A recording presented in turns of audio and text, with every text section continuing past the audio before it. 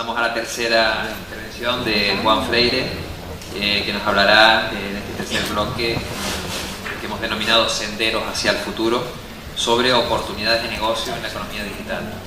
Tienes la palabra, Juan. Muchas gracias, Francisco.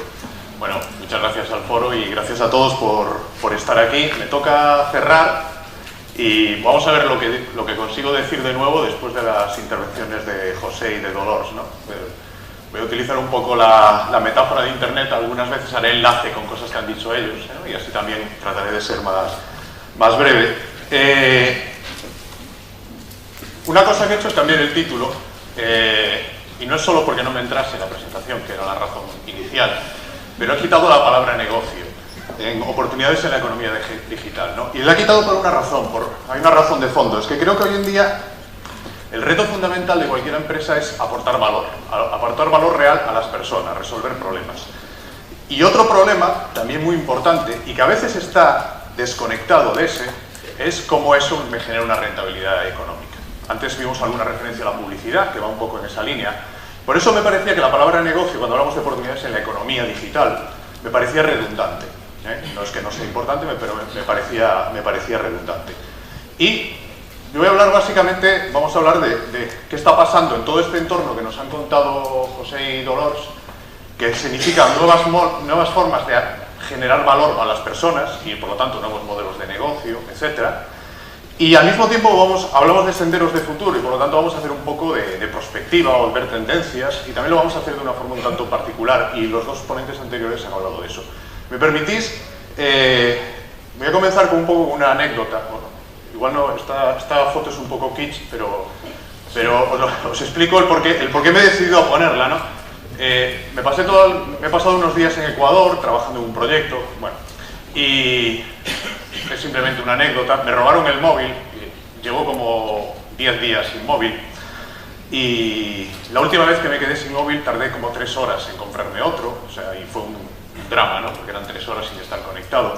Esta vez, inicialmente, porque no me quedaba más remedio, estuve sin teléfono y he ido descubriendo al cabo del tiempo, primero, que no es tan relevante, y que básicamente lo que he hecho de menos son dos cosas.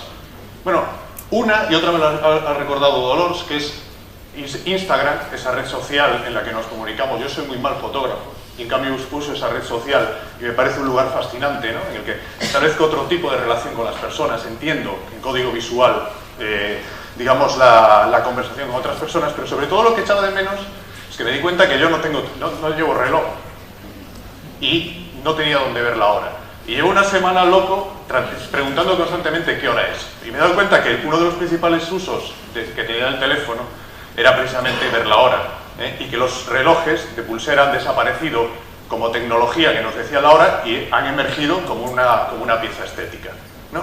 Todo esto lo digo para justificar que si me paso de los 40 minutos no tengo hora ni tengo móvil. Yo siempre tengo el móvil, con lo cual no tengo ningún referente, pero Francisco me cortará, ¿no? Y la segunda reflexión que también me pasó en este viaje la tuve viendo esto era el escaparate, por decirlo de alguna forma, de una tienda de electrodomésticos en una ciudad pequeñita que se llama Otavalo, en el norte de Ecuador, cerca de la frontera de Colombia. Y bueno, entre otras frases hay una que me gustó mucho, ¿no? Que es la de vigilado satelitalmente por Jesucristo, que para mí es mucho más profunda de lo que pueda parecer, ¿no? Y se refiere a esa vigilancia. Realmente define muy bien una de las tendencias de lo que está pasando con lo digital, que es esa idea de transparencia y de vigilancia continua. No solo que nos vigilan a nosotros, sino que nosotros también vigilamos a todos los demás. Todos nos vigilamos, y eso genera la necesidad incluso de nuevos contratos sociales, de negociar nuevas formas de relación entre el poder, entre las personas entre sí, entre los poderes entre sí. Y esa es una realidad a la que hacía esa reflexión Kevin Kelly, que es una persona muy relevante en el mundo de la cultura digital, y hablaba de eso, que es una realidad a la que no nos podemos sustraer. Y para bien o para mal, vamos en ese camino. Y él reflexionaba sobre ¿y cómo podemos escapar a eso? Y decía, no sé cómo podemos escapar. Y decía, posiblemente lo más interesante sea generar espacios y tiempos en los que nos desconectamos totalmente. Y que eso sea cada vez más importante, ¿no? Esto lo conectaba con lo del teléfono, por eso lo traía aquí. Y yo cada vez creo más en eso, ¿no? En la necesidad de generar esos espacios y esos tiempos, pequeños, grandes, en los que somos capaces de generar una desconexión continua. Y os cuento un secreto, y a partir de ahí, ayer decidí hacer un experimento. Tenía una presentación, yo siempre hago unas presentaciones muy largas en cuanto a muchas imágenes, y realmente nunca recuerdo de lo que voy a hablar, porque lo que voy a hablar me lo dicen las imágenes, ¿no? Y al principio tuve la idea radical de decir, no voy a usar presentación. Después fui un poco más razonable y dije, no, porque si no voy a usar presentación me voy a olvidar totalmente. Entonces, he tratado de hacer una presentación condensada. Voy a hablar de 8 ideas, tengo 3 preguntas, ¿no?, retóricas, que es para introducir el tema, y 5 senderos, de los que hablaba Francisco, ¿no? 5 caminos por los que yo creo que va la economía digital, ¿no? Y lo voy a apoyar en 8 imágenes que a veces no tienen ni siquiera mucho que ver con lo que os voy a contar. Tenéis todo el derecho después, si el experimento sale mal, en cortarme el cuello. 3 preguntas, ¿no? La primera pregunta es, bueno, esto de la economía digital, ¿qué es? Ya casi no lo voy a contestar, porque ellos lo han contestado perfectamente, ¿no? Y quizás esta imagen, esto es un mapa de Facebook muy popular. Lo traigo aquí porque fijaros que es un mapa, o sea, está sobre un espacio geográfico, sobre un espacio físico. Esa es la primera idea. Lo digital y lo físico se imbrican y generan una nueva forma de vivir la realidad o las relaciones. Lo segundo es la foto que también es muy popular de que la tecnología hoy en día, digamos, es prácticamente universal. Incluso, y quizás las revoluciones más importantes están en los usos de la baja tecnología, por ejemplo, en la introducción de la telefonía móvil en África, que está cambiando radicalmente pues la forma en la que la gente vive y se relaciona. No sé si sabéis, por ejemplo, una anécdota, que el principal banco en Kenia y en Afganistán no es un banco, es una compañía de telefonía móvil. ¿Por qué? Porque la principal forma de transferir dinero en esos países en los que la inseguridad es muy elevada es a través de SMS. Ojo, no digo de 3G, digo de SMS. Y así podemos poner muchos ejemplos, y os voy a poner algunos ejemplos. Os voy a invitar un poco que reflexionéis qué es esto de la economía digital a partir de ejemplos.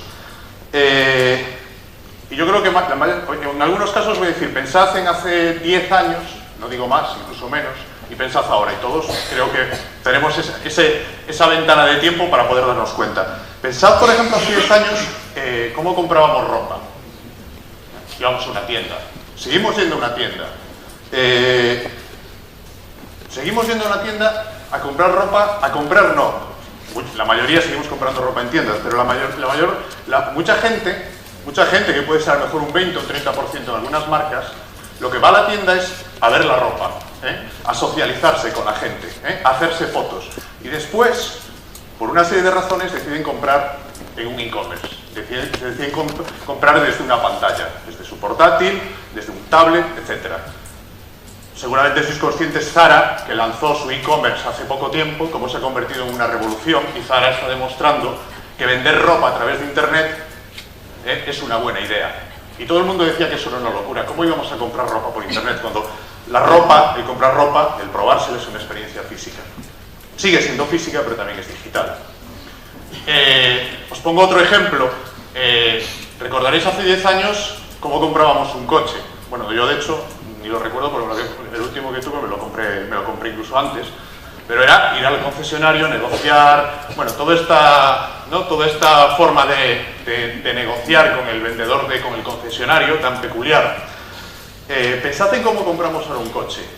Nadie va al concesionario a enterarse de la información del coche, sino que lo que hace está en Internet. O sea, incluso la mayor parte de las marcas te permiten configurar tu coche en Internet. Te dan toda la información, todos los precios, etcétera, y realmente lo sigues comprando en el concesionario. Al revés de la ropa, vas a comprarlo en el concesionario. La mayor parte de veces puede que cambie, pero fijaros cómo el proceso no de compra, sino el proceso de relación con la marca ha evolucionado. Y en los dos casos, lo digital y lo analógico están imbricados. Es una misma realidad. Por eso digo que la idea de economía digital es la misma idea de cultura digital que yo he manejado mucho en ciertos proyectos, ¿no? La idea de cómo lo digital cambia la forma en la que vivimos, nos relacionamos, producimos conocimiento. Son términos que identifican una nueva realidad y que están destinados a convertirse en obsoletos. Toda la economía es digital, toda la cultura es digital. Os pongo 2 últimos ejemplos que a mí me parecen relevantes. No sé si muchos lo conocéis, pero desde hace 15 años hay un medio online dedicado a la música británico, se llama Pitchfork, que es muy prestigioso, ¿no? Es como el sitio de referencia sobre música moderna, digamos. Bueno, pues Pitchfork, que siempre ha sido digital y era un paradigma de se va a acabar el papel, porque ya digamos que la comunicación es digital, acaba de decidir, ha lanzado una revista en papel. Una revista grande, gruesa, con buen papel, y se ha convertido en un éxito el lanzamiento de esa revista. Y en este mundo en el que fijaros que el mundo editorial, que parece un mundo muy clásico, parece que todo está en crisis, todo se hunde. Si por ejemplo hoy por la mañana en el aeropuerto de Barajas os vais a cualquier stand de revistas, os daréis cuenta que hay al menos 3 revistas en papel,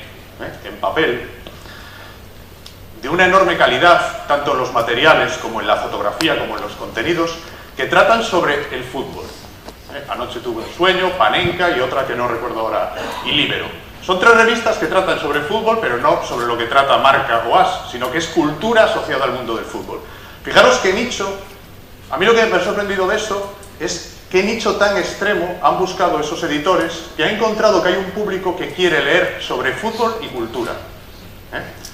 Y lo que han hecho es sacarla, por supuesto tienen su web y tienen toda su estrategia de comunicación y marketing digital, marketing de contenidos, pero lo que han hecho es sacar una revista en papel.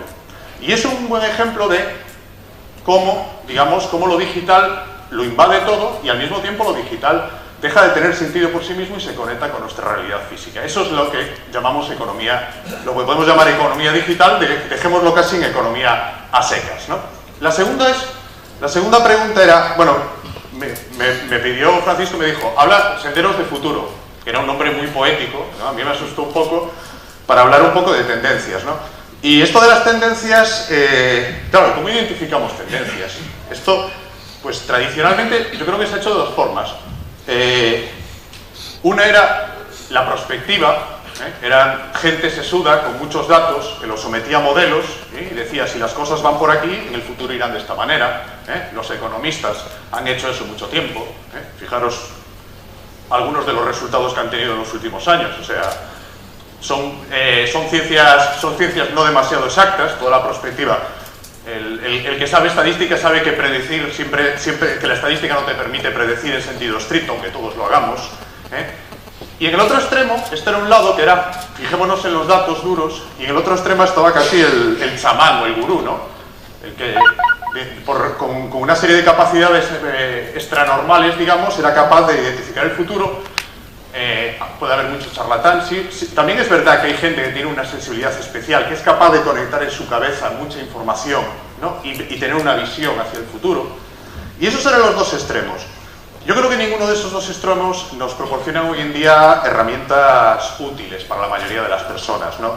Y a mí siempre me ha gustado mucho, y aquí os hablo personalmente, como yo, en este esfuerzo continuo de aprendizaje y de identificar qué está pasando en el mundo, que es parte de nuestro trabajo, ¿no? al que nos vemos sometidos, o como decía José, y por lo tanto es parte de nuestra vida, porque me gustó mucho esa idea de que el trabajo es vida, ¿no? Esa debería ser una aspiración que todos tengamos.